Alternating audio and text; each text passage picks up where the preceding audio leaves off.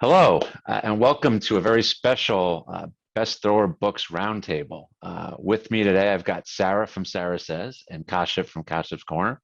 I'm Steve Netter, and I'm representing the Five Angry Men in this wonderful discussion of the top three thrillers that we've read in 2021. So with that, let's jump right in. And Sarah, let's start with you. What are your top three? So my top three, they are Relentless by Mark Greaney, also The Devil's Hand by Jack Carr, and Prodigal Son by Greg Hurwitz.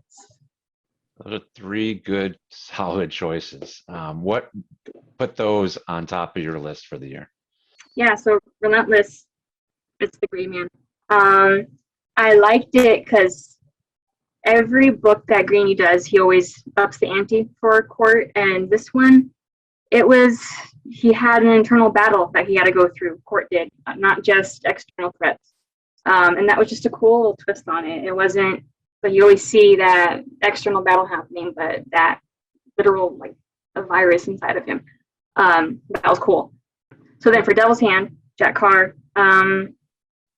it was just cool. He always has to be on that top three of any thriller year.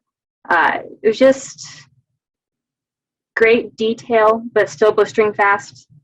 And then Prodigal Son, Greg Hurwitz, Orphan X. He's my guy. He's my man. I have all my clothing for Orphan X, so he's got to be on there. It was just cool. Again, upping that ante. Kind of looking back to Evan's past, and that was just cool to see that it was kind of what would have happened if he wasn't pulled from that group home or put in that group home at all. So that was just cool to read. Yeah, can't argue with any of that. Those are three solid selections. Kashif, what do you got on your list? Okay, so I'm gonna, some break a few rules and go for some very unorthodox choices. So, third, I'd say The Lion's Paw by Stephen England. It's a very realistic depiction of a war zone, and it not only gives you the big bangs with the action, but it also goes into the inner psyches of the characters, what makes them go into the battle zone, what's going on in their heads, and why do they do the things they do. So I feel like that's something that doesn't happen in a lot of thrillers. They don't really go into why they're doing it, but this time, Stephen England, he really managed to nail that element of the story. So that's for number three. Number two, I'd pick Red Wolf by Adam Hamdy. It's a very sophisticated spy thriller. It's kind of like James Bond, but not exactly. That wouldn't be right. It's a bit more suave, a bit more, at the same time, a bit more raw. Like the stories he tells, they're very grounded in the modern world. And again, then it has a bit of those texts like James Bond, so that's where it comes in. And then, which I don't think it's a surprise to anyone, this one, but I'd pick for the top spot, I'd say Enemy at the Gates by Kyle Mills. Now, I'm a big Mitra fan anyways, but this time he really elevated the bar with that twist. I don't want to spoil it, but that twist really just turned things around. So I was very excited to see where he would take the story next. So yeah, I was on the edge of my seat the whole time. Yeah, again, good choices. I will say that your Lion's Paw choice was also one of Todd's. So I don't know if that's good or bad. And the Five Angry Men, we'd say it's bad. No one wants to agree with Todd. But if you say it's one of the best books of the year, then I guess we got to stop giving Todd such a hard time. I mean, you haven't read it, right? Not yet.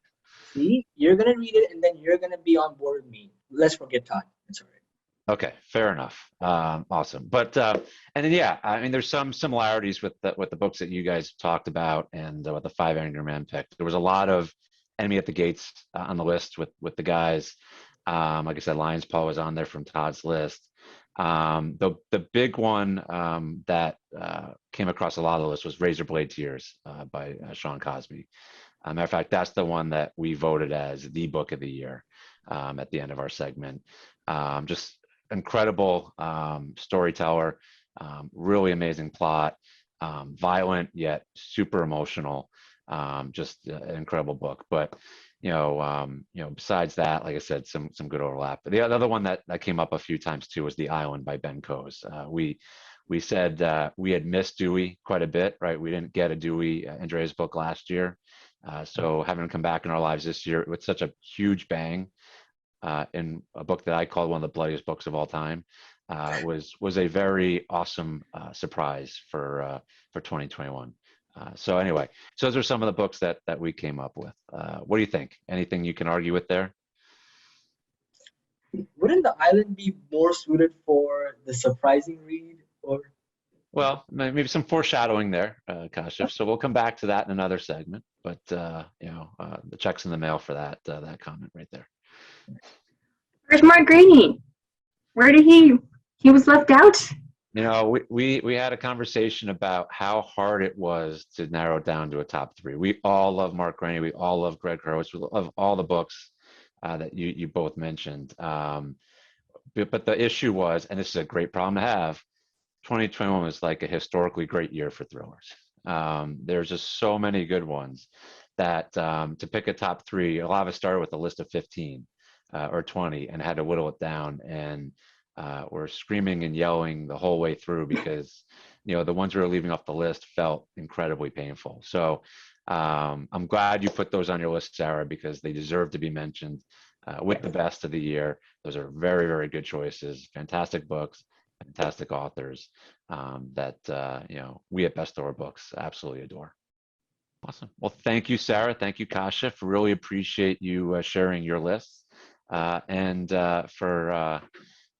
talk to you again soon for a couple other segments. And for everyone else, check us out at bestdoorbooks.com and on the social media channels. And we will talk to you again soon.